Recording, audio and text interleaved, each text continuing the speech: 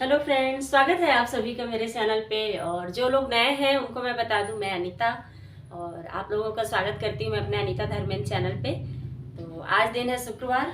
तो आज मेरा है वैभव लक्ष्मी का व्रत। तो उसके लिए मैं अभी नहाकर रेडी हो गई हूँ और मुझे उसके लिए मीठा भोग बनाना है, क्योंकि मीठा बोलते हैं चढ़ाना चाहिए, तो मैं आज वही बनाऊँगी। तो आज मैं बनाने वाली हूँ मीठे में गेहूँ के आटे का गुड़ वाला हलवा, क्योंकि गुड़ वाला ठंड के दिनों में हलवा बहुत ही खाना भी चाहिए और अच्छा भी लगता है, टेस्टी लगता है गुड़ वाला हलवा। वैसे तो शक्कर वाला भी हलवा अच्छा लगता है, लेकिन गुड़ वाले हलवे उसके मुकाबले ज़्यादा अच्छे लगते हैं। तो आज मैं बनाऊंगी वही, और उसके बाद फिर मैं पूजा करूंगी। तो चलिए ब्लॉग में बने रहिएगा। और आज पूरा दिन मतलब अभी से लेकर के शाम तक मैं क्या करूंगी वो आप लोग को मैं दिखाऊंगी। तो चलिए स्टार्ट करते हैं। सबसे पहले हलवा बनाने की तैयारी करते हैं। तो कढ़ाई में मैं आटा ले ली हूँ, जितना भी हलवा बनाना है। तो मैं यहाँ पे 1 कटोरी के लगभग मैं ली थी और 2 गुड़ ले ली थी। और आटे का जो हलवा बनाते हैं इसमें सबसे पहले घी नहीं डालना चाहिए, पहले आटे को ऐसे ही भूंज लेना चाहिए, जिसकी वजह से ना गांठें नहीं पड़ती हैं। घी अगर आप डालेंगे तो गांठ पड़ जाएगी। तो मैं यहाँ पे 2 गुड़ उसको छोटे छोटे टुकड़े कर ली थी और 1 गिलास पानी में इसको डाल के अच्छे से पिघला ली थी।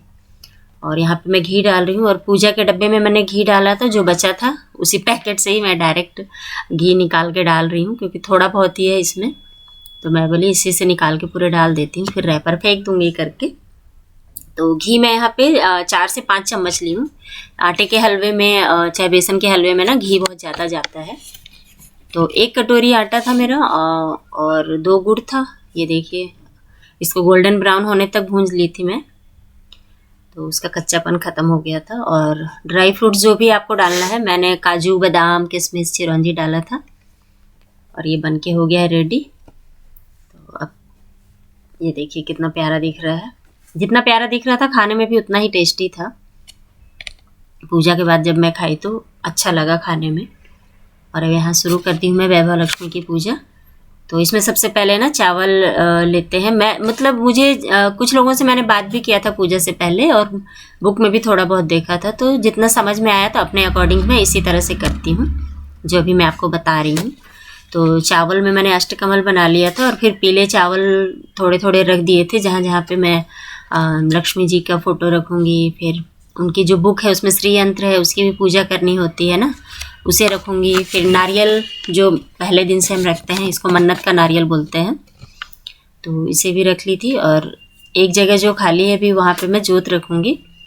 और कलश में मैं हल्दी सुपारी डाल के, फूल डाल के, और कलश में धागा बांध के स्वास्तिक बना के चंदन से, और सोने की एक जो भी गहना हो, मैं अपनी अंगूठी एक रखी हूँ, पीले चावल में डाल के रख दी थी। और उसी की हर बार मतलब शुक्रवार को पूजा करती हूँ। और लाल फूल चढ़ा दी थी मैं। और लक्ष्मी जी को, जो दुर्गा जी को होता है ना लाल फूल, ओढ़ल का फूल ज़्यादा पसंद होता है, तो बोलते हैं इसमें वही चढ़ाते हैं, तो मैं इसीलिए वही मंगा लेती हूँ। और बिलासपुर में मुझे पूजा का पूजा करते समय फूल की दिक्कत नहीं होती, क्योंकि यहाँ पे जब भी चाहो तब भी जाके दुकान से ख़रीद के ले आओ। बाकी और कहीं रहती थी जब मैं, तो मुझे फूल के लिए बहुत दिक्कत होती थी, क्योंकि हर जगह इतना आसानी से फूल नहीं मिल पाता था।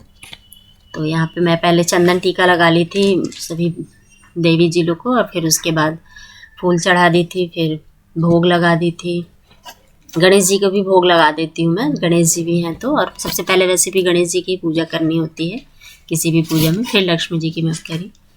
और भोग चढ़ाने के बाद फिर मैं थोड़ा सा जो चावल अच्छत होता है ना, वो फिर से उसमें थोड़ा थोड़ा सब जगह डाल देंगे, 2-2 दाना। मैं इसी तरह से करती हूँ। आप लोग किस तरह से करते हैं ज़रूर बताइएगा। अगर मुझसे कुछ गलती हो रही होगी तो भी बताइएगा, तो मैं उसे भी कमेंट में बताइएगा, कमेंट बॉक्स में, तो मैं उसे भी सुधार लूँगी। तो अभी जितना समझ में आता है मैं उस तरह से कर लेती हूँ, क्योंकि मैं फर्स्ट टाइम ही ये पूजा कर रही हूँ। और फिर कथा पढ़ ली थी, और उसके बाद फिर मैं आरती कर ली थी, और हो गई थी मेरी यहाँ पे पूरी पूजा संपन्न। उसके बाद आरती के बाद मैं प्रसाद उठा के सबको बांट देती हूँ। लेकिन उस दिन मैं इतना थक गई थी कि प्रसाद उठाया और रख दी थी, फिर शाम में बच्चों को दी थी मैं। और ये पूजा मैं 3 से 4 के बीच में ही की थी। फिर 4 साढ़े 4 बजे कंप्लीट हो गई थी ये पूजा मेरी, और पूरा दिन व्रत थी। उसके बाद फिर पूजा के बाद फिर मैं पूजा करती हूँ, उसके बाद ही मैं खा भी लेती हूँ, क्योंकि बोलते हैं इसमें सूरज ढलने से पहले ही पूजा करके खा लेना चाहिए। तो इसमें नमक आप खा भी सकते हैं, चाहे तो मीठा भोजन में भी रह जाए या तो फलाहारी पे भी रह जाए, मैंने इसमें ऐसा कुछ कंपलसरी नहीं है। तो मैंने इस व्रत को शुरू दिन से ही ऐसे ही उठा लिया था कि एक टाइम भोजन कर लूँगी, तो बिना प्याज लहसुन वाला भोजन करती हूँ मैं।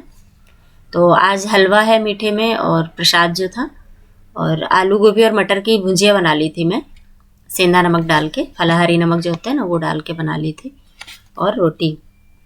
तो सादी रोटी खाते नहीं है व्रत में, तो इसलिए फिर इसमें मैं घी लगा ले रही थी, तो पराठे की तरह बन जा रहा था।